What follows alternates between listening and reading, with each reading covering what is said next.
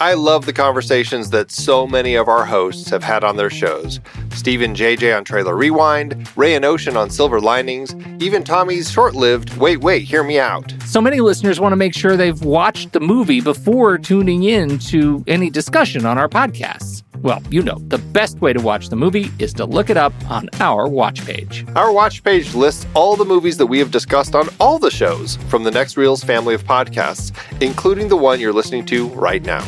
It's your one-stop shop for Apple and Amazon links where you can rent or buy the movie. Trailer Rewind movies like Raw, The Nice Guys, The Peanut Butter Falcon, or Free Fire. No, Wait, Hear Me Out movies like Josie and the Pussycats or Return of the Living Dead. Or Silver Linings movies like Repo Men, Daredevil, and The Wolfman. Plus, by using those links to rent or purchase movies, Apple and Amazon will show us a little bit of love, which allows you to support our family of shows with minimal effort. It's a great way to support the show and find something to watch. That's right. Head over to thenextreel.com/watch to pick out your next movie and start watching today. Andy, my dude, have you heard of the magical website builder known as Squarespace? Ugh, not another Squarespace ad. I feel like every podcast is sponsored by them. Hey, don't knock it till you try it. Yes, okay, it is overhyped, but actually it lives up to the hype. Squarespace is like a website fairy godmother. With a click of a button, your site transforms into a beautiful masterpiece. A website fairy godmother? That sounds interesting. What makes it so magical? Well, for starters, those slick templates make anyone look like a professional web designer. Pick one, customize the colors and fonts to match your brand, and voila. Plus, the drag-and-drop fluid engine is so easy, your grandma could build a site on Squarespace. Well, she did knit me a lovely scarf last Christmas.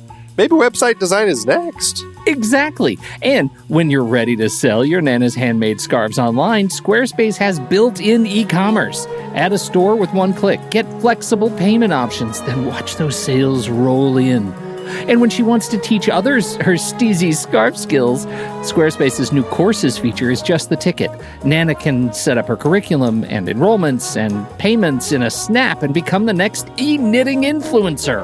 Oh, wow, you really sold me with the grandma angle. Sign me up for that free trial. Just go to thenextreel.com/Squarespace and transform your site into a beautiful Squarespace masterpiece. Well, thanks, Pete. Even though it's overhyped, Squarespace actually sounds perfect for Nana's site's needs. Appreciate the warning on the ads, though. I'll brace myself next time I listen to a podcast. Anytime. Let me know if you need any help getting that site up and running.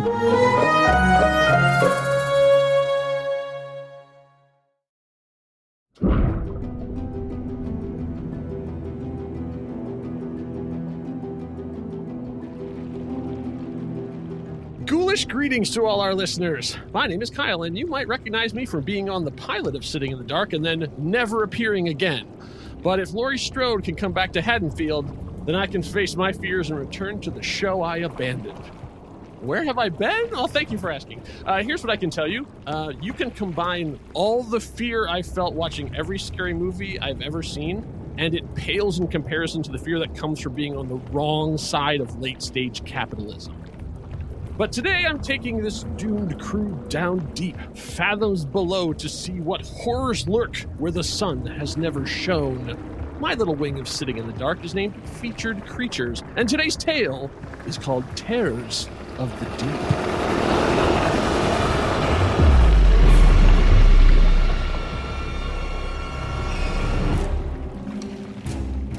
Like we've learned from the Lost Boys, the Dream Warriors, and the Monster Squad, it's only together that the evils can be defeated, and thus I have banded together this scrappy group of outsiders, miscreants, and ne'er-do-wells, as they are the only people that really understand what's lurking in the dark, or in this case, under the waves. At the con is our intrepid captain, podcast impresario, Pete Wright. Oh dear, overstated, but hi, Kyle. To the starboard is my bearded brother, Ray DeLancey. Hello, movie mavericks. And hard to port, it's the handsomest man on these seven seas, Tommy Metz. Thank you for having me. Gentlemen, welcome aboard. Very Nice. excited about this, Kyle. So and welcome excited. back. Oh, Oh, man. It's been many moons. So good. Mhm. Let's just say not just that you abandoned the show, it was your idea. So idea. it's really great to have you back and show us what we've been doing wrong. I feel like I have daddy issues now, so thanks a I'll lot. never leave you again, my boy. As I mentioned way back when I'm less a fan of horror than I am of monster movies. So this is when I put together these 3 films that all take place under the sea, and it was inspired by when I watched Underwater, and I was like, this reminds me of some things. So I decided to put these couple things together and we could talk about it. But I think before we get into the discussion of the 3, there is a shadow that's looming over all of these movies that we need to address. And that is a Canadian madman by the name of James Cameron. It is unfathomable. Oh, that's a pun. Hey! Unfathomable that Leviathan and DeepStar 6 came out at the same year as The Abyss. Yes. Yeah. Right. Because these two look like the first movies ever made. I know. And The Abyss is such a technical marvel. It's insane. Yeah. And clearly all of them were like, man, wasn't Aliens a great movie? Yeah. Yes. Yes. Even up until, I would say, Underwater. They're just like trying to, like, the same shots, the same angles. Mhm. And stuff too. I mean, The same it's chest amazing bursters. how, it's amazing how sort of, I don't know how far we want to push this aquatic metaphor. How about you drop a stone in the water and how the ripples continue on? I mean, I intentionally did not put The Abyss on this list because I don't consider that a monster movie. I don't consider that a horror movie. I consider it like underwater thriller. And I just rewatched it when they did the 4K restoration and they put it out in theaters for a day, and it was unbelievable how well that movie has aged. As opposed to these that we're going to talk about today. Yeah, it's extraordinary, and that should be the like Hall of Fame footnote for this episode is, okay, first go watch The Abyss to set your palate. Yes. Yeah, right. Yeah, just see how this can be done well. Right. Even though all of these are flops, including The Abyss. Yeah. Like, Which is very strange. Yeah, I find it interesting because we're gonna talk about these things. Like, this Aliens Underwater thing has never worked. Like, no one has pulled it off, and yet they keep trying. Yeah, it's very strange. It is intriguing. James Cameron almost killed Ed Harris, and yet still couldn't get a box office win out of it. That's a movie though where hindsight has proven, I think, much clearer. Yes. And these other movies, I'm not sure we can say the same. Yeah, with the exception of Underwater, which is very fresh. But yes, very fresh. So I guess let's start chronologically. Then let's go talk about DeepStar 6, which came out in January of 1989. Which, as we all know, is the month when the best movies come out. Oh my goodness! When you really have faith in a movie, drop it first. The thing that I remember most about this movie was the cover art. Mm-hmm. The half, it was the the hanging half thing, right? The half man in the world's first underwater suit. Yeah.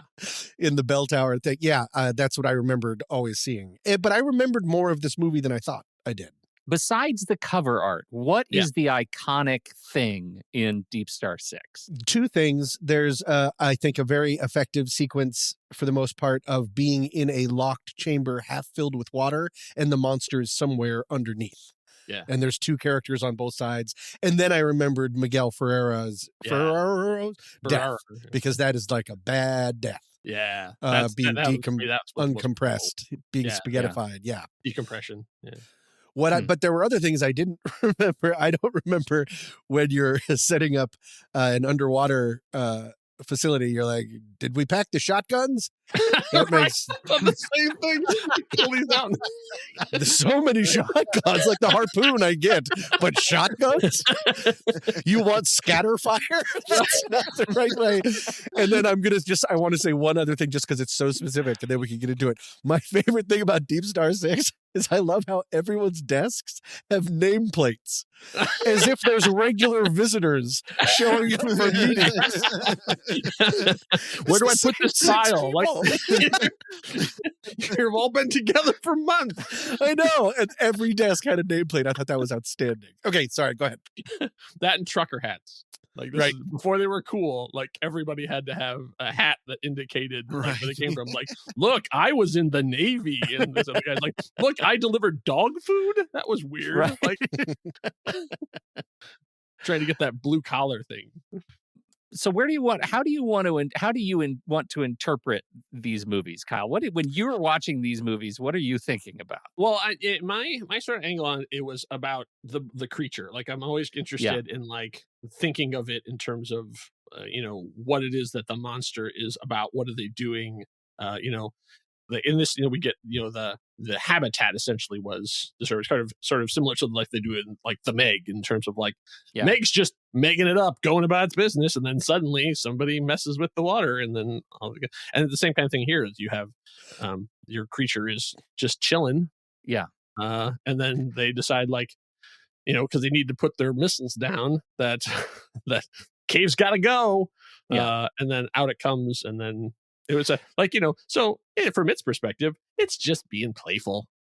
Right. And that is, I think, an interesting thing, particularly in contrast with Leviathan, which we'll talk about in a minute. But this movie, I think, is punching itself in the face with the creature, because it's trying to be a creature, but the creature is the equivalent of a shotgun in a deep sea aquatic facility, right? The creature, by the end, we're in that tiny, it's a relatively small kind of decompression pre-chamber, and the monster is somehow, which is like 9 feet tall, is somehow hiding under 4 feet of water. And that's the part where I think like there are sequences in this movie that are damn terrifying. The door that closes on the guy, there are things that are gross and kind of fun and thrilling, but the monster is a self-own. It is so, to me, it's so dumb. Like I just could not get around the big reveal. And I think that's one of the things that makes the movie, for me, feel so dated, that it's leveraging creature effects and trying to go big on 80s era creature effects, but they're putting it in a setting that doesn't make any sense. Yeah. At that point, the little wormy things would have been a lot more terrifying, because vastly knowing more they're in there. Even like they did the same scene later in Deep Blue Sea, where it's like, there are sharks in the room with you. And it's like, it didn't work then either. Because like the water would be clear as you could look down into the... but look at the sharks. It was like coiled up, like a dog sleeping, just to fit in that room. Yeah. Like I would just take the water out. What does the thing look like without water? And you can almost see it trying to hide itself. You can't see me. You can't see me. When I don't see you, you don't see me. How aggressively big the creature was when it was finally revealed. It doesn't make sense physics wise or in that room or hiding wise, but for the length of time, the length of time that they hide the creature and just show like creature POV, I was expecting it to be a real, because I didn't remember the creature at all. No, I didn't either. What it looked like, I was expecting it to be like laughably stupid, and I didn't think it was. I thought it was a pretty good practical effect in a movie filled with not good practical effects, and a movie where I don't believe anyone was ever underwater once. No. Thank you for addressing that. Yes. That is one thing that bothered me about this movie, is that there was a complete lack of claustrophobia to me, which is a key part of underwater movies, because that's one of the scariest things about being underwater. Yeah. That's really interesting that you say that, because I think that is like, it can go either way. There are sequences in, for example, Jaws 3D, where they're in the bigger dome areas and things start to crack, and you feel like this is going to be really bad because we're in a big space and we can watch it fill up with water, and that becomes the ticking clock. And you can go really small, like in the Abyss, where they're actually in the water as a ticking clock to suffocate Ed Harris, right? Those things, or to drown Ed Harris, like those things go really big or really small. But both Leviathan and DeepStar Six go in this kind of mid space, which doesn't feel claustrophobic at all. And to Tom's point, they're dry more than they should be. But I think that's the Alien effect too, though, right? Because it's like the Alien effect is they just wanted it to look like Alien, and they needed a new setting. Right.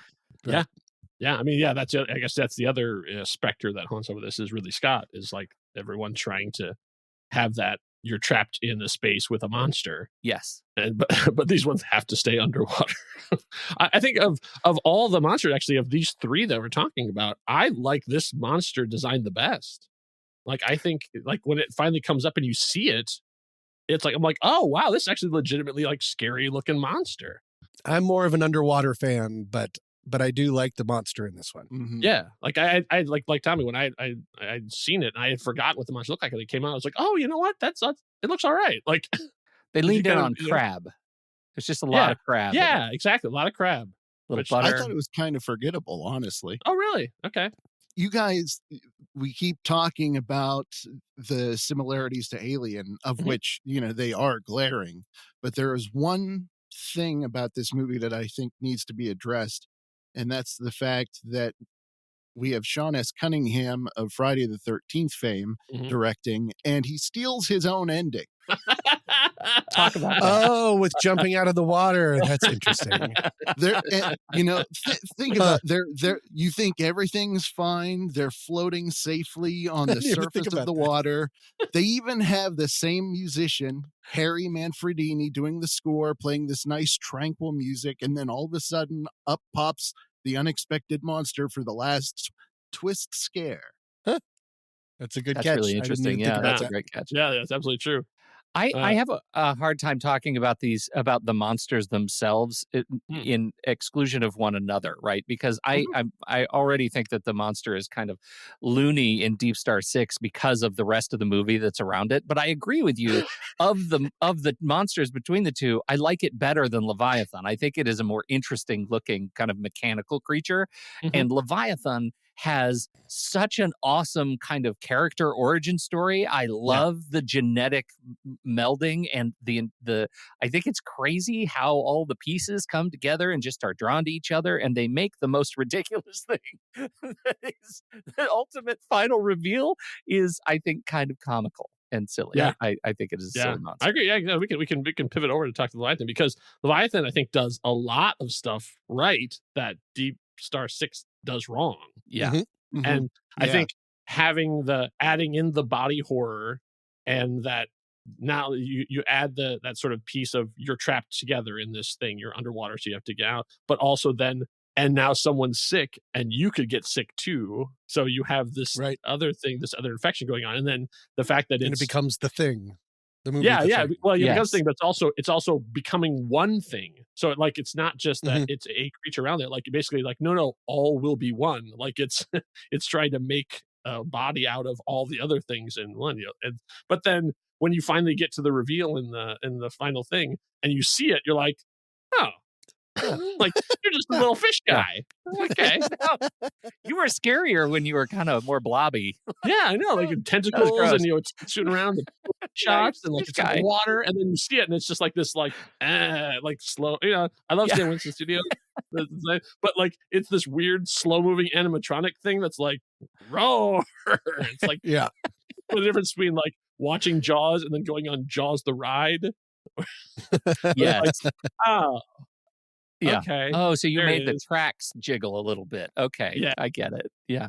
The thing that I think is most interesting about these movies, especially when you look at them chronologically, is that they increase their homage to Lovecraft over the course of these movies, right? Yes. The first movie is a straightforward kind of monster movie. The second one is this like leaning in on the theme of unchecked scientific research, right? And you get this like, what hath humans wrought?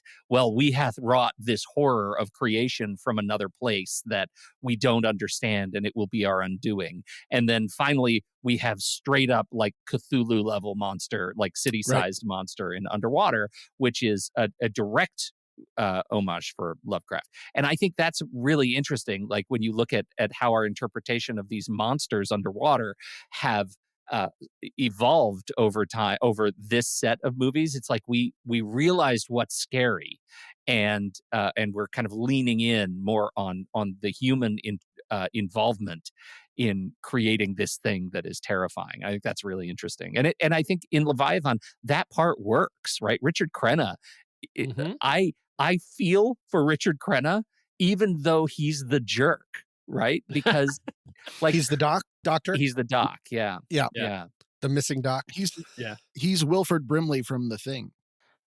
Yeah, Oh. right. There's another one, and The Thing again. What an awesome Lovecraftian kind of trope too. I have one detail that I just want to get out of the way, kind of like the desk plate nameplate thing, because it doesn't really help anything. But when in the beginning, the guy, his oxygen scrubber is having trouble, and they're trying to get him in, and Peter Weller, who plays the least urgent person in an emergency ever, goes over to the computer and starts pressing buttons, and all those random images start happening. Did you happen to catch that one of them was of a desk lamp? Well, maybe I that's took the a picture boss. of it. That's I the don't know boss. what he was looking at. All of these things are like bleep, bleep, bleep, bleep, bleep. And then there's a picture of the desk lamp. What are we doing? And this is the same year that The Abyss came out. Oh man, I love the we can see this far in the future but no farther kind of stuff. Like the idea that this whole base, and they have these suits, and it's still like a giant desktop with like you couldn't like they couldn't fathom a flat screen.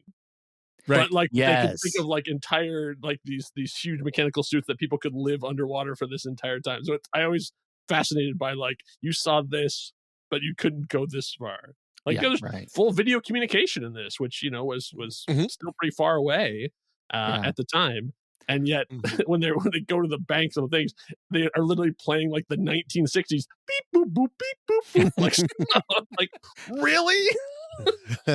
Well, and there's a piece where they're doing their early FaceTime with Martin on the surface, and she turns and picks up a remote. And it's the giant remote. It's like barely a generation past the remotes that were actually connected by wire. It is ridiculous. And yet we have video communication to the surface, which I think is really fun. I really regret watching this and DeepStar 6 so close together, because there's so much about them that just blends right together for me, because they both have like, I don't want to say an ensemble cast, but they both have a broadcast of like people that you've definitely seen here and there. And I think that this movie, the cast does a much better job than in Deep Star 6, because the writing for Deep Star 6 just seemed so contrived and artificial to me. It just did not seem like this is not how people interact. No, But it's all smarm and comebacks. And meanwhile, right. Meanwhile, in this movie, it wasn't perfect, but I actually felt like, okay, this is a group of people that, there's some camaraderie here. So I thought that it was a little bit more believable. I thought that the cast worked better here with the material. I thought that that's one of the things this movie has going for it. Yeah. I felt there was much more of a camaraderie on Leviathan. They sort of had that like coworker feel, where it's like for Deep Star 6, even though they supposedly had been together for 6 months, it felt like the first day, where they're all like, haha, buddy. It's interesting about that though, because I wonder how much of that is the believability of like the role underwater, right? There's something I'm thinking about with all of these movies is like, what is your job underwater? Why are you down there? And I think Deep Star 6 was a little bit unclear to me. I think they were installing a deep sea missile base. Yes. Right. And it felt to me much bigger in scope than like it felt like to me like they have buses in the morning to take you from this one facility to where you're going to work. Like there was a commute to work underwater. It felt like there was much more. They were trying to sell that there was much more infrastructure underwater. And well, he was also trying to prove about like underwater colonization.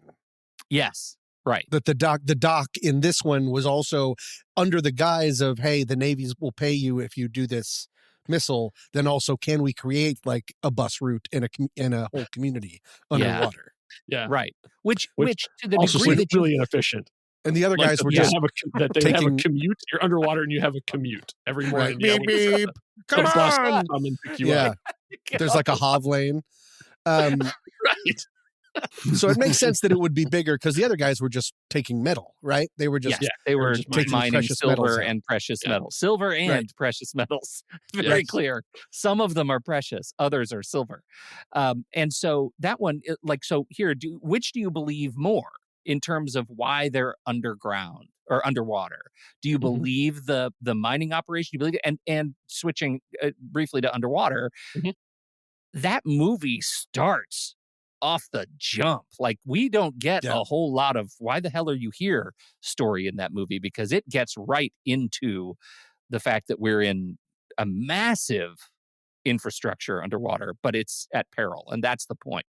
And I wonder if that is a level up for underwater to kind of ditch the the artifice of why we're here and just tell you, wouldn't it be scary if?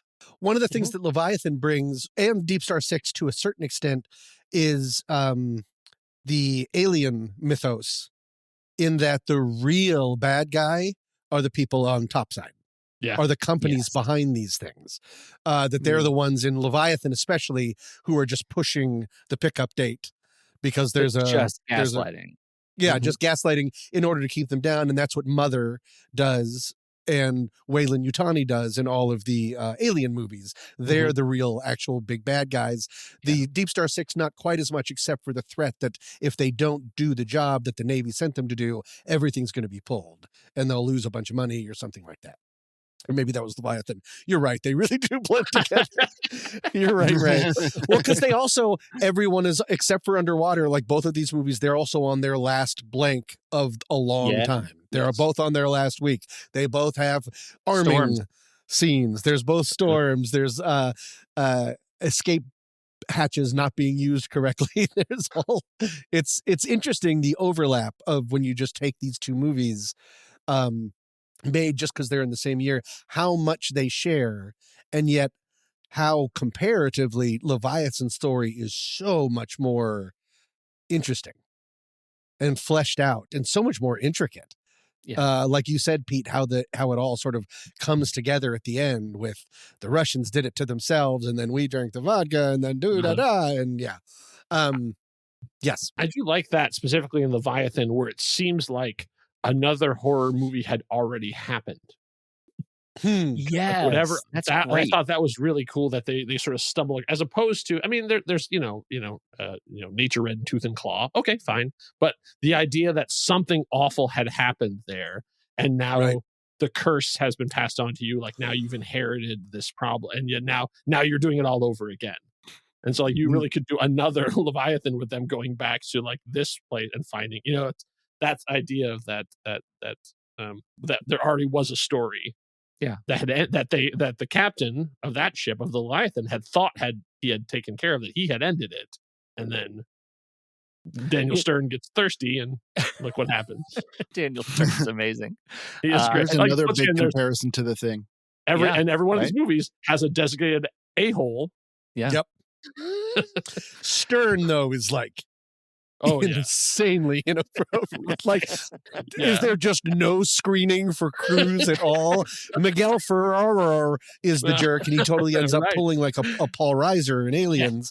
But for a while, you just sort of see him go crazy. Daniel Stern is like, did you sneak your way down? Man, you must be really good at your job. Yeah, did you come from the sea? Because you have no human skills at all.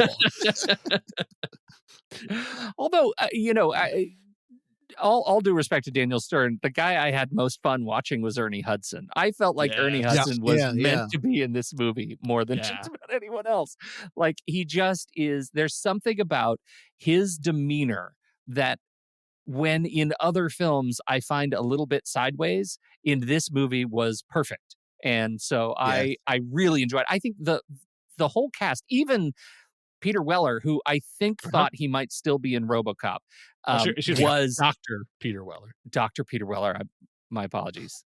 All due respect to the doctor. I thought everybody in this movie was really fun to watch. Like, when you talk about that camaraderie, like I got it. Like, I felt like I understood the people, even if I didn't understand their entire purpose.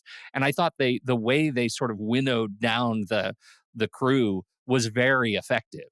DeepStar Six was also okay, but you could just feel that this movie was in a bit of a different class. And a shout out to the Hall of Famer again, The Abyss, when everything is just amplified and better. All of the charisma of the crew, the intensity of the invading force. They actually, when there's a storm on the surface, you see the storm on the surface and watch them struggle to get there. Like, it's not just look at what's going, or we're going to think about what's going on up there. It's just everything is amplified. So it really, I mean, this is much more of a film or a conversation about budgets and what they could possibly do.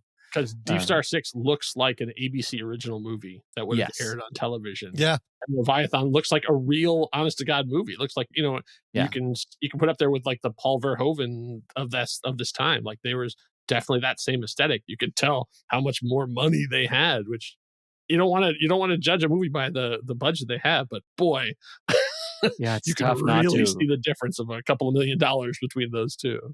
And looking at where some of these people went after DeepStar Six, right? Matt McCoy is a funny dude, and obviously Miguel Ferrer and Nancy Everhart. Love Miguel Ferrer. Ilya Baskin, like, really interesting to see so many of these faces that you just know as faces were bouncing around in this movie, and I thought that was cool. To see them back in DeepStar Six, we have Cindy Pickett, who was obviously in Ferris Bueller's Day Off. But I'll put this to Tommy because I know you're a Sleepwalker. You're a fan. Did you know she went and then she did Sleepwalkers? I've never seen Sleepwalkers. You've never seen Sleepwalkers? Oh man, no. Stephen King Sleepwalkers is wild. It's like I've heard it's King's crazy. Of cat people. Right. Yes, I have not seen that one, but and I'm never going to. Now you have a reason. Now there's a connection. Yeah. During one part of DeepStar Six, this shows my engagement with this movie at some point. It became a movie where I didn't realize I had left it on and left the room to go grab something. Like, it became a non-pauser. And I just remember like being in the other room. Then he goes, and I hear, wait, what's a henway? And from the other room, I go, 8 pounds. I'm finishing jokes from another room from this dumb movie when they say, what's a henway? And then I realized, I should probably go back in the room. I'm going to be on a podcast about this. I mean, I probably don't need to rewind what I missed, but I definitely should finish it. Yeah. I thought, talking of leads, Greg Evigan, star of BJ and the Bear and My Two Dads, as the lead of DeepStar Six. Yeah, okay. But, he would go on to star in Tech War, which was written by William Shatner. So, hey, he's got that to look forward to. So, what's that point you're making, Kyle? I'm saying, let's talk about how great Peter Weller is, because, man, this is post Buckaroo Banzai and post RoboCop, and I feel like he is right in the pocket. I'm like, he is like exactly kind of, because even though like we were talking earlier about like calm under pressure, maybe too calm under pressure. I really liked the sort of stoic demeanor that he had, that he wasn't doing Leonard Nimoy as Spock. Like, he wasn't like being emotionless. He was just like, you could see he was putting up a brave front, and like, it's sort of the geologist out of his element, but trying to manage people who he had no business being a manager for. I really sort of empathized with this guy who like didn't ask for any of this, but then had to be the voice of reason, had to be the strong dad in the situation that he was ill prepared for. Yeah, but sort of kept a stiff upper lip. So definitely watching Leviathan as a business school case study is aces. You should definitely do that. Right. And pay more attention to him and less to Meg Foster. Try and be more of than her and her giant remote. If you're going to talk about Peter Weller, you have to shout out his zinger to the monster at the end, which is one of the say great mother effer. Say mother. Was it say ah? Oh, that makes more sense. I wrote down say hi, and I was like, what? I heard it differently. I might have been in the other room. Say Well, hi, mother effer. Okay. That Say scene hi. also That was- might have the award for most random shark appearance. And now sharks. Sure, why not? Have they not been through enough? And they're just when you think that now the sharks are gone, guess what? Look who's Yeah. back! It's Fish Face. Oh my God. Should we Larry pivot Leviathan. I don't to know the good one of Yeah, these so movies? Yeah. let's they'd seen all of these, they'd seen the Abyss and everything too. They thought, you know what? I'm going to be the one to do this. I'm going to be the one to crack this formula. William Eubank is like, this is it. I'm going to be the one to do alien creatures underwater. And so then we get to Underwater from the gold star year of 2020, which the best movies came out in. Shot in 2017 and sat on a shelf for 3 years. It was finally quietly released when no one was going to the movies. Why was it on the shelf for 3 years? No one really knows, except that I think that they knew they did not have a world-class movie on their hands. And so they waited to release in 2020 and then went, pandemic, what are you going to do? Tax write-off. I think I'm on such a different pathway with this Me movie. too. I saw it in the theater and I loved it. I think this movie is really underrated and I think it's really effective. I think part of the issue also might be the people versus TJ Miller because... yeah. But to And their credit, he's funny in the movie. all of his stuff happened. All of the things that were discovered, I won't say happened, but were discovered after they had shot the movie. Yeah. So I think maybe that was part of it too. They were sort of doing a little bit of Jonathan Majors wait and see, and it turns out, oh no, there's a lot more to see. Things are not going well. It's getting worse. It's getting worse. And they had to put What out, if which they I would feel have bad digitally replaced him with Christopher Plummer too? or Tig Notaro. Why not put Tig Notaro in that? But doing the exact same line reading. Yes. But you know what's interesting, you guys? Had this movie actually come out 3 years later, there is a very real chance that it never would have seen the light of day, that it would have been Zaslaved and just shelved forever, right? Absolutely. So I'm on Team Tommy. I really enjoy this movie. I own it. I do. Yeah, see? Look, Team Tommy. I think it's really great and does a lot of the underwater stuff just right for the intensity and the thrills, and I'm in it from the beginning. It surprises me that it's so reputationally Me too. challenged. Yeah. What do you guys think? Oh yeah, sorry. I'm not in charge of this. I mentioned this before with the other movies, but I think that one of the strengths of this movie was the claustrophobic feel that it had throughout. And because that is what really gave it the atmosphere it needed that worked for me. And of the movies, like you guys said, I think this was the best. Yeah, to destroy the base in the cold open. And then so right away she's having to go through, that was one of the scariest parts, is crawling through that wet, twisted metal wires, all of that stuff, and then coming across that dead body. That was a real jolt right from the beginning. Yeah. I think that was the smart play, as opposed to trying to do a day in the life and then everything goes wrong. You start out from the jump, everything is terrible, and it becomes a survival movie with horror now added in. I think that was a smart choice. You know, I had a thought as I was watching these three that may be a dumb thought. So you guys tell me what you think.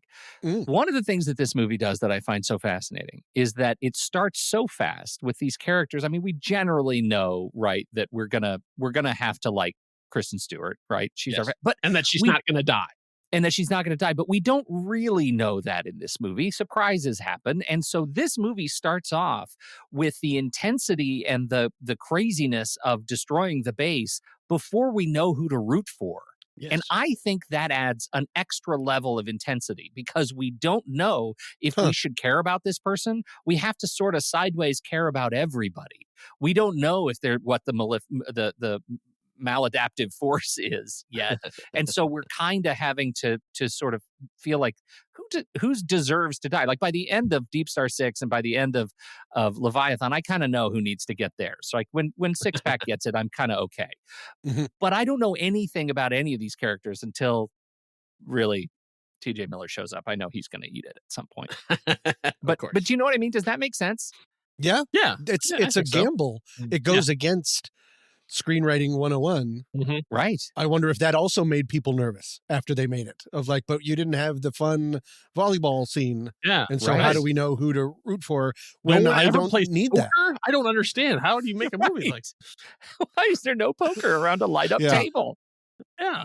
One of the things that also connects all of these movies and the Abyss, this might not be smart. Also, we should have a part of this segment called "This Might Not Be Smart," and it's like a get out of jail free card. Yeah, all of them have some part which is a big plot part about self-sacrifice. The captain in DeepStar Six floods the tube, so they'll leave him alone. Doc in Leviathan gets rid of all of the escape bubbles to trap everybody down there. Underwater, Kristen Stewart does the most self-sacrifice and blows everything up in order to save her people. And the Abyss, Ed Harris, goes on what he thinks is a one-way trip. Why is that in all horror movies and I'm not noticing? Or is there something interesting about the fact that that is a big plot point in all four of these underwater movies? I know we're not really talking about the Abyss, but... No, I think that's very well observed, and I even as you are saying it, you're absolutely right that it is a definitely trope, and I can't think of any, because a lot of times you have the opposite where it's final girl, right? Or you have someone, or you have the person who like Burke in Aliens trying to save himself. Miguel Ferrer in DeepStar Six, right? As well, yeah. But yeah, there's. That is not something I think has been in a lot of other horror movies. That's interesting that it all shows up in all these. It also is in space movies. I'm thinking of movies like Life. I'm thinking of others. Annihilation. No, they're already Annihilation. dead in the others. That there's it's like space and the ocean are very combined. We don't know what's out there. Yes. It's very, very easy to make one small mistake and die because the environment is so rough. Yeah. You have no leverage. You're just floating around. You don't have any ability to really control. So I wonder if there's something about it where those two places are so rough that just you can't get out. Everyone can't get out alive. And you have to it's almost like you have to sacrifice someone. Or someone has to sacrifice themselves, almost like to the gods of space or the gods of the deep, out of respect for we do not belong here. None of us are made to be here. And so the payment is in blood of self-sacrifice. This got very pretentious very quick, but I think it's interesting. But I think there's a lot to that, Tom, because the other piece is at what cost control, right? When you talk about we have no control, this is Kristen Stewart's move in this movie is I have no control over anything unless I make the ultimate sacrifice. There is I have one chit left to play and that's going to cost me everything, but I'll win. Right? Or the chances are good that I will win. And I think that's the move. But I think what the movie does so well is it sets up so much of the intensity and the risk around all these characters that eventually we come to generally like that that by the time she plays that chit, it's worth it. Right. Yeah. Some of the self-sacrifice in these movies isn't ultimately all that rewarding. And in this movie, to me, it is. Mm-hmm. Yep. This might be a dumb point, but whenever you compare it's okay, we're in the same segment. Yeah.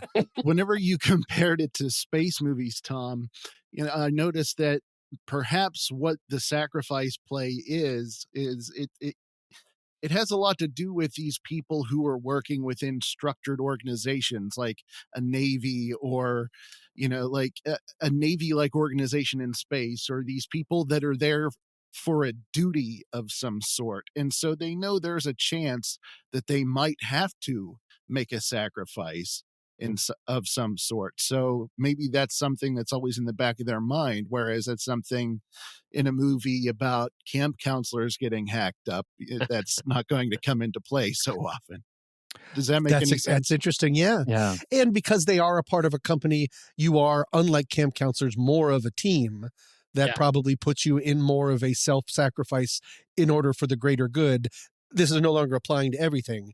But, well, no, it is. I mean, even in Leviathan, he's sacrificing all of the escape pods for the greater good of everyone. Right. On top He side. doesn't want to spread the disease. Yeah. Right. The You mutagen. could draw a line from that to Armageddon. Yeah. Another group of people, workers out in space, self-sacrifice, to Independence Day, I mean, that same kind of thing. I'm back. Right. Yeah. Randy, Yeah. what's his name? Yeah. Wade. Yeah. Series for all mankind, right? Yeah. I mean, there's a lot of that in There's here Daniel we are Stern in season again. 4. Daniel Stern again, right? Like at what cost duty? And Yeah. I think when it gets really interesting, and back to Alien, like there is an interesting, and maybe it's a more interesting thing when you're looking at a capitalist crew and not a militarized crew, right? Right. Because the capitalist crew These are has to workers. decide: is it worth the bonus? Like, are we getting paid for our allegiance here, or are we just doing it for the greater good? And I think that's one of the things that DeepStar Six or Leviathan does is the crew. The Doctor transcends duty to capitalism and destroys everything as a result, because he determines there's a greater risk to humanity if he doesn't make this happen. I think that becomes a really interesting thing. Toss it back to Alien. Weyland-Yutani doesn't want to pay bonuses. So at what cost do they investigate? Nobody wants to be there. Anyway, I don't know. Yeah, Weyland-Yutani shifts from salvage to, a bioweapon. Yeah, Got to get this alien back home. Yeah, exactly. Right. Yeah, because that's the money. Yeah. I think I'm less of a fan of underwater than everyone else seems to be. I think it's gorgeously shot. I think it's first time director. I mean, for a big feature film like this, I think he's a cinematographer. And you can tell because there's great shots. But for me, when it comes down to especially the monster movie part of it, makes no sense at all. Like, why are these creatures just letting humans just want? I mean, like they're so overpowered, they're so dominant, and they have this giant Cthulhu thing waiting there. Like this whole we got to walk from one side to the other. The aliens or the creatures are just like floating there. Like, what are they doing? Like, there's really no rationale to when they attack, why they attack, anything. You never get a sense of are they intelligent? Are they not? They're just sort of like a weird force out there. Kyle, they're jazz. They're and jazz. I think that's what you're missing. Is it's improv. It's the monsters you don't kill. You know what? To me, I think, and I think I see where you're coming from. And for me, I think that gets back to the Lovecraftian bit of it which is the uncertainty of whether or not is part of the fear, right? The uncertainty of what is out there. We can't see it. And I will kneel to your question about what why have they been like, why did the monsters let them build this massive facility in the first place? It almost feels like the movie was set at the wrong time. That it would have been interesting had they been building the facility and they disrupted were the crew that was Right. sent down to construct this facility. Maybe, but you would have lost some of the beautiful production design and world building, right? Like you would have lost a lot of that. We're here now, and we're confronted with a thing that we don't know what to do with. And I think that's, I don't have an answer to that. But what I do feel as I get to the end of the movie is that they have uncovered a thing that is from a space that is never answered, and that's part of that is written on the tin for a movie that deals with a Lovecraftian monster. Yeah, I think what we're missing is it's time to go deeper into the trench.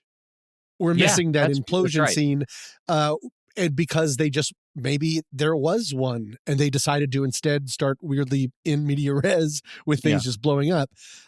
Because in the end credits, or the very end, you see the newspaper articles, and the company has denied the survivors, and then they're going to continue going deeper. Yeah. So I think there's a chance. You're right that it's weird that it just shows up, but I guess I just always assumed that off screen we opened another door underwater, and then we just started bothering all of them.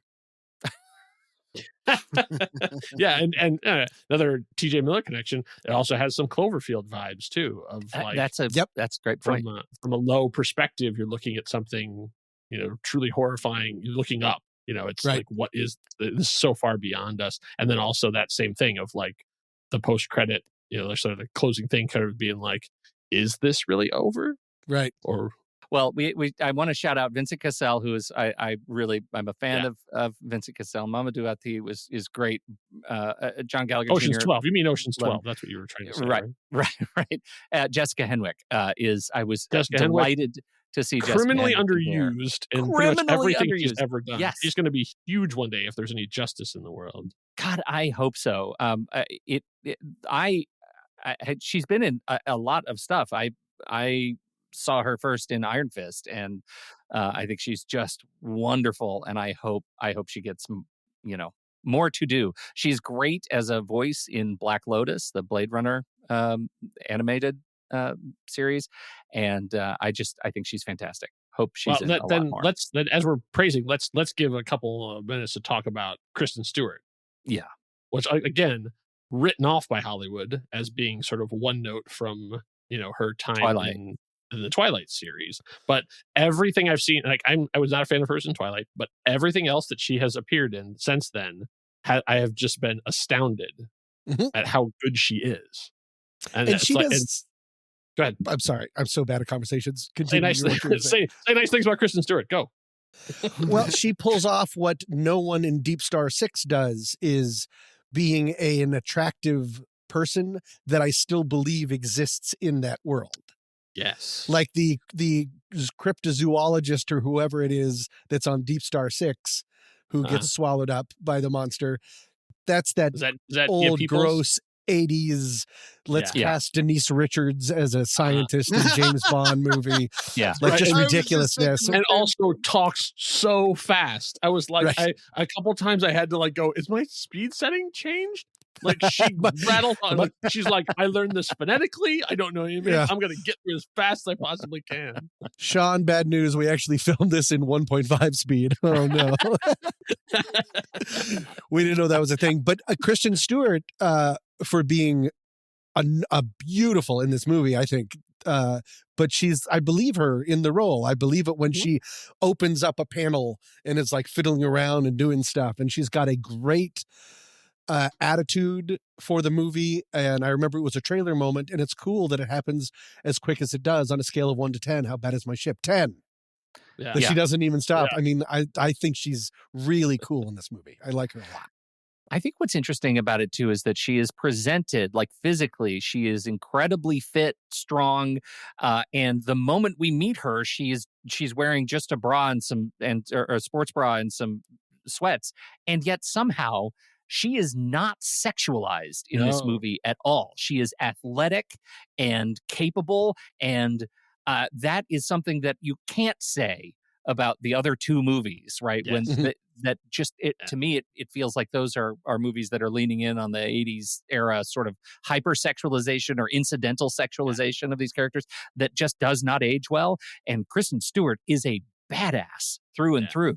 I love Amanda Pays. I have had a crush on her since the Flash TV series, and she even showed up recently in the Flash series, and still looks fantastic and stuff too. But I was like, watch this movie, like, oh, this poor woman, the things they made her do, like no, not one scene in your underwear in the shower, two, you have to do two.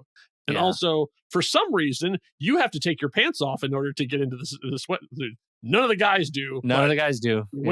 Sorry, it's just the way the suits were designed. The late 80s, 90s sexism is on full display. Yeah, it really is. I think this movie just really accentuates the athleticism. To me, I go back and forth between this movie and Spencer, which was another movie that I found extraordinary for a number of reasons. Pablo Larraín is incredible, but the treatment of Diana by Stewart is so gentle. She is I think she's one of the greats. I think she came out of Twilight and ended up taking all the right, interesting parts to really showcase what she's good at, and she's an incredibly capable performer. And Robert Pattinson. I just feel so bad for Taylor Lautner. Yeah, Robert Pattinson too. Robert Pattinson, yeah, exactly. He's the Batman, for goodness sake. Right. Poor Taylor Lautner. Well, he's still got good abs. Yeah. You got anything nice to say about the cast, Ray? No. Okay. No. All right. No, I'm kidding. Nothing that hasn't been said already. TJ Miller just was too much, a little too much sometimes. That's really all I have to say. That's going to be his epitaph.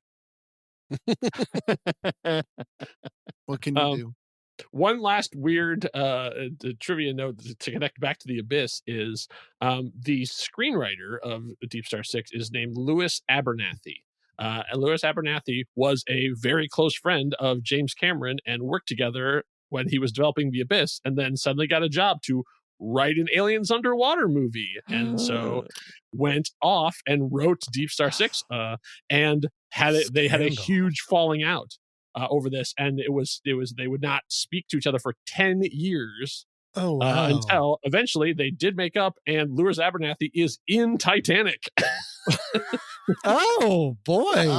So talk about a good friend to have on. But if you're bored on the internet, go to LinkedIn and look up Louis Abernathy, and the bio he has written for himself is unreal. And like if half the things that he says that he did are true, this man deserves to have his own biopic made.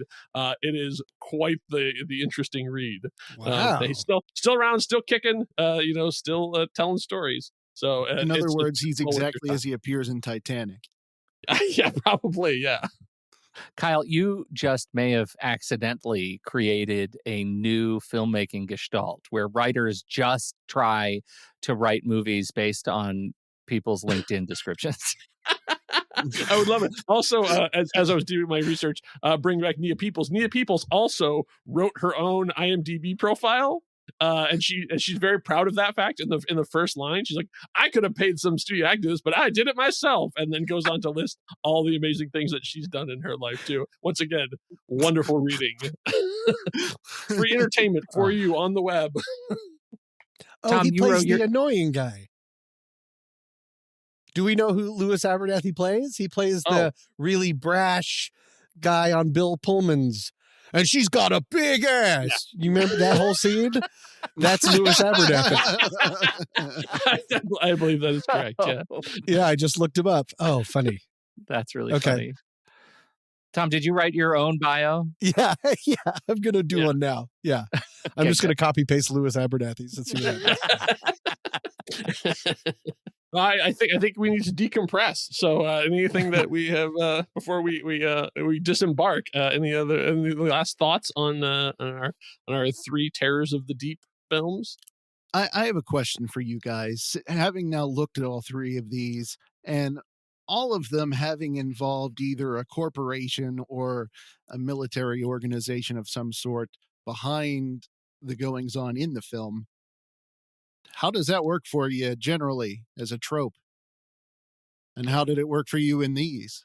I think having a face to put to the evil corporation is always better. So like Meg Foster, I think. Foster. Yeah, like having the actual person be like, "No, there's a storm. Sorry, buddies. Like, just hang tight. We'll get you." Having that face works a lot better than I think sort of the detached that you had sort of with Underwater, where it's just sort of like you don't really have somebody that you can root against. It's just a name on a screen, basically. Yeah, exactly. Yeah. Tom?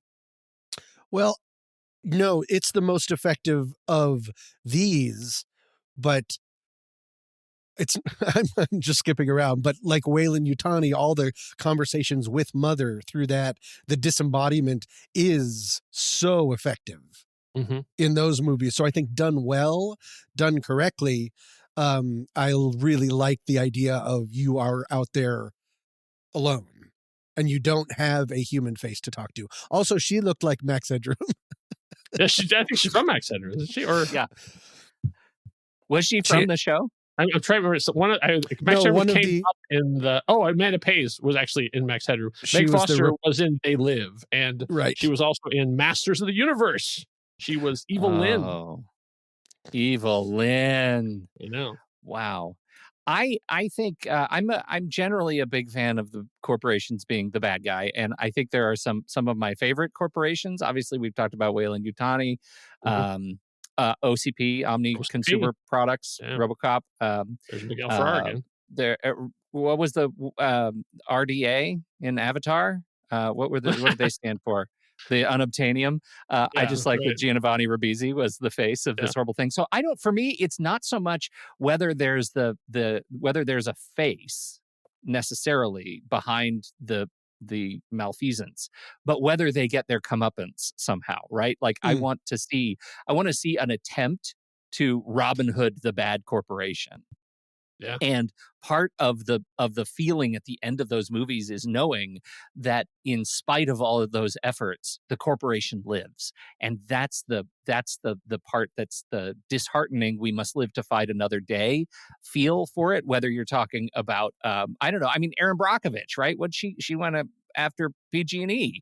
That's a true story, and it still gave me the same feeling. Resident Evil is the Umbrella Corporation, right? Like all of those give me that same sense of, oh crap, like will it ever end? But that's the fun of the movie, is going to see the ongoing fight against big evil. Damn capitalism. I know. I don't know. That's why I'm so excited for Noah Hawley's new show, because he's making the new Alien series, and it takes place, apparently it's about the corporate world of Weyland-Yutani. Interesting. Oh, it's Succession, but Weyland-Yutani. Yeah. Outstanding.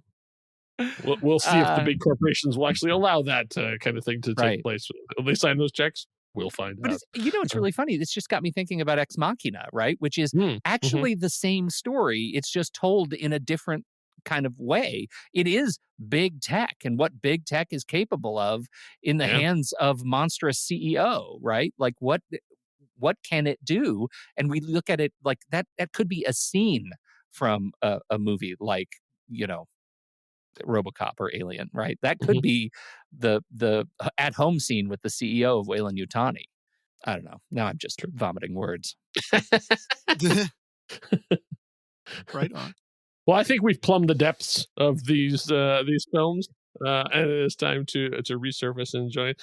If people enjoy content like this, Pete, is there a way that they can support wonderful content like this? They sure can. And one of the things that you get when you join the Next Reel family of film podcasts member program is you get early access, and you get to chat along with us in the live stream chat room. And at the end of the show, we'll hang out and we'll talk with you and answer questions and talk about all your great thoughts and points as we have talked about this movie. So just head over to thenextreel.com/membership, and you can join us there for a few bucks a month. And this is the year. I think this is the year. I'm going to call it the year of listener-supported podcasting. This is the year? This is the year. Oh, boy. Last year was also the year, but this is still the year.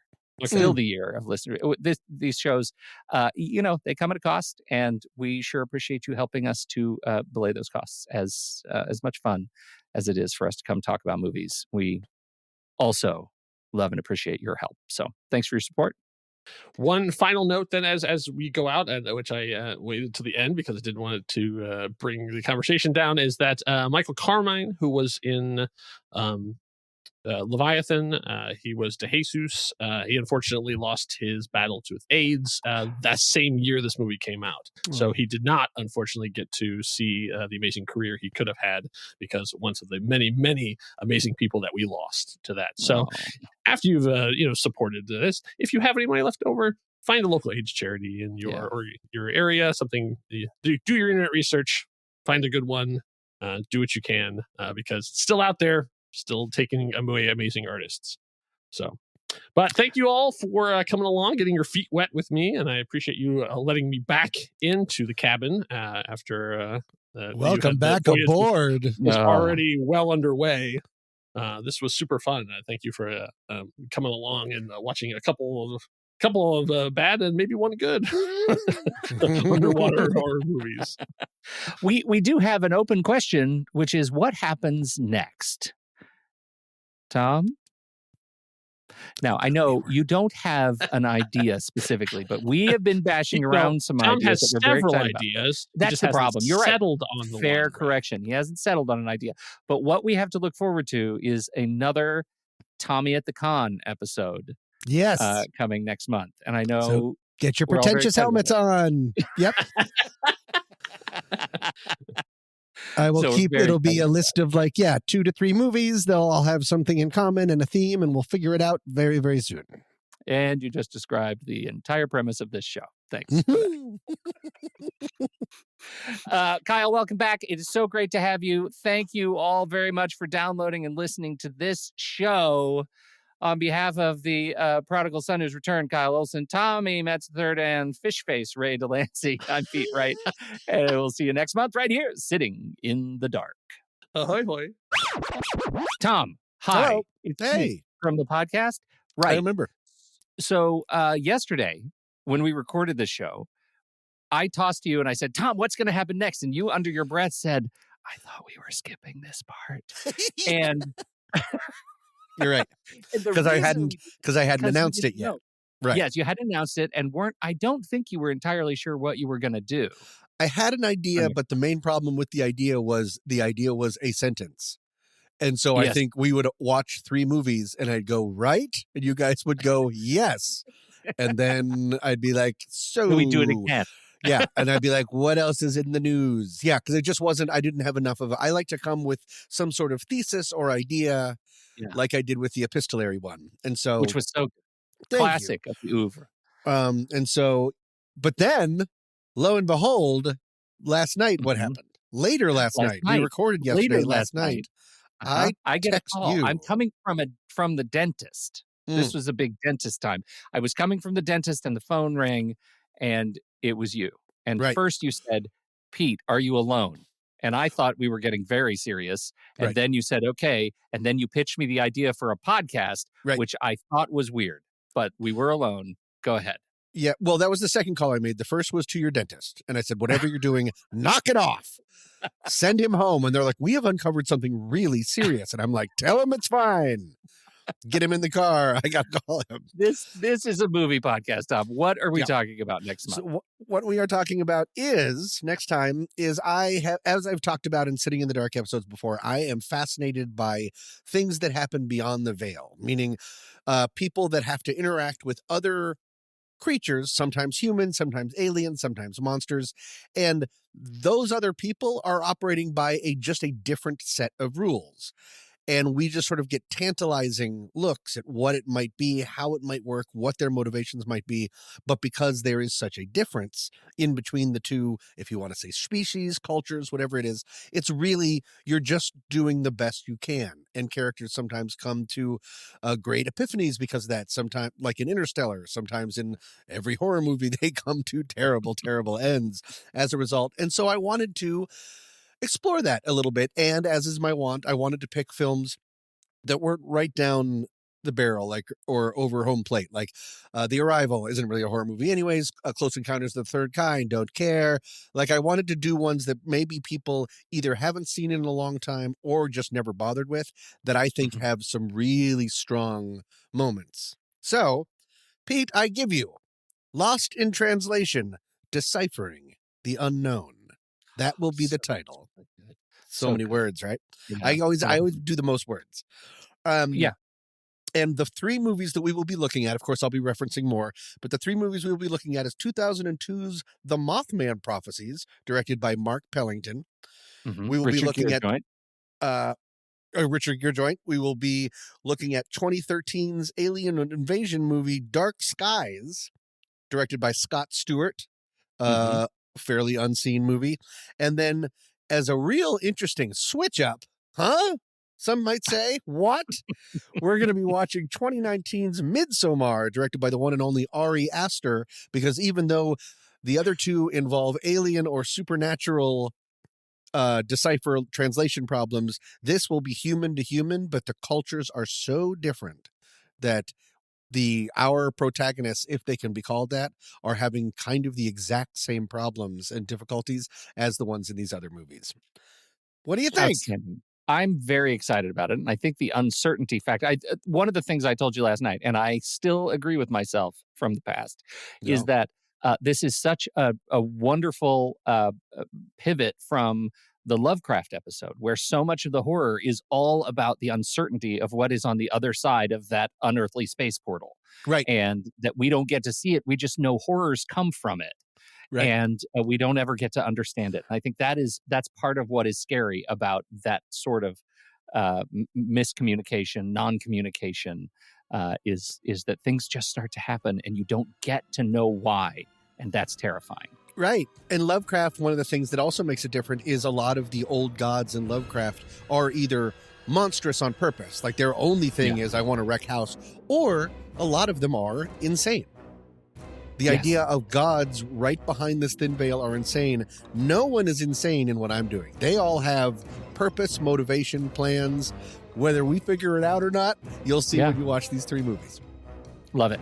Can't wait. I'll put the letterbox list together and put it in Discord. Thank you, Tom. And, thanks for hanging out after the record scratch. It is my pleasure. And Pete, if you're free, I desperately think you should go back to the dentist. It's very much unfinished work. Yeah. Yeah. Okay.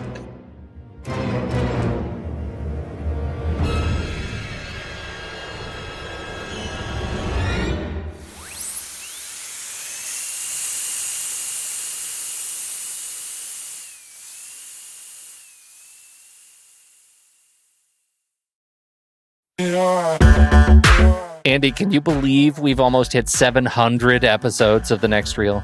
I know, it's crazy. And with all the other episodes in our family of podcasts, we are well over 1,200 episodes of movie conversation. It's really pretty amazing that we've gotten to have these in-depth movie chats every week for over a decade now. And we couldn't have done it without our loyal community of film fans. Their support over the years has meant so much. For sure. That reminds me, we should give the merch store a shout out. Buying shirts from thenextreel.com/merch is a great way listeners can continue to support the show. Plus, they get to sport our great designs. Absolutely. I think sometimes folks forget we have a variety of shirts, mugs, phone cases, and more available. In fact, a great place to start is with a shirt sporting the Next Reel's logo. We also have that classic Fast Times Spicoli Surf School tee, or the weirdly popular Rusty's European Tour shirt. The one from National Lampoon's European Vacation. Why is that so popular? Search me, but we have sold a ridiculous number of those. I guess there are a lot of Rustys taking trips to Europe? We're always adding new designs based on movies we've covered, like our brand new design for a streetcar named Desire, featuring a streetcar named Desire. So if you want to rep your love of TNR and films, head to thenextreel.com/merch. Every purchase helps us continue to have these weekly in-depth conversations. So visit thenextreel.com/merch today. And as always, thanks for listening and being a part of the Next Reel community. We've got lots more great movie chats coming your way.